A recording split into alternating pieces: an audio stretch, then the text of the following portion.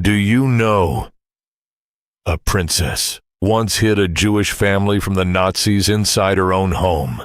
And if the Germans had discovered her secret, the consequences could have been terrifying.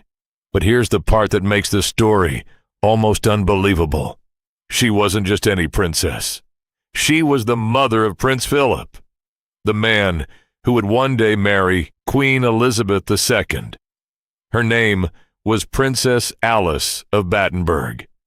Born in 1885 inside Windsor Castle, Alice was born into one of Europe's most powerful royal families. She was the great-granddaughter of Queen Victoria. From the outside, her life looked like a perfect royal fairy tale. But behind the palace doors, her life was anything but perfect. Alice was born deaf, yet she refused to let that define her. She learned to lip read and became able to communicate in several languages. Then, in 1903, she married Prince Andrew of Greece and Denmark. She became a princess, a wife, and eventually a mother of 5 children.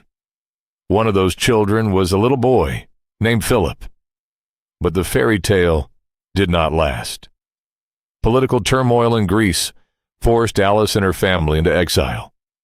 The world she had known, palaces, security, and royal privilege, began to disappear. Her marriage became troubled. She experienced severe personal and mental health difficulties and spent periods away from her family receiving treatment. Imagine that. A woman born inside a castle, suddenly living through exile, separation, and uncertainty.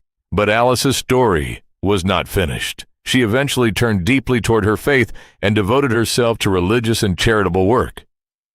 And then came the darkest chapter of the 20th century, the Second World War. In 1940, Alice returned to Athens. When the Germans occupied the city, fear spread everywhere. Jewish families were being hunted, persecuted, and killed. And Alice had a choice.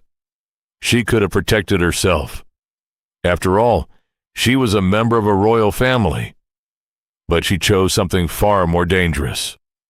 According to WWII, Alice sheltered Rachel Cohen and her daughter Tilda inside her residence in Athens.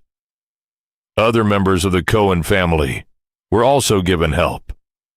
Their identities were kept secret, and Alice helped them survive while the Nazis controlled the city. And then came the moment that could have ended everything. The Germans became suspicious. Alice was questioned by the Gestapo, but because she was deaf, she pretended that she could not understand their questions. The Gestapo eventually left her alone. Think about that for a second. This was a woman who had spent much of her life facing difficulties because of her deafness. And during the war, that very condition may have helped her protect people from the Nazis. After the war, Alice continued to maintain contact with the Cohen family. She never treated herself like a hero. She simply believed she had done what was right. But history remembered. In 1993, Yad Vashem officially recognized Princess Alice as a righteous among the nations, an honor given to non-Jews who risked themselves to help save Jews during the Holocaust.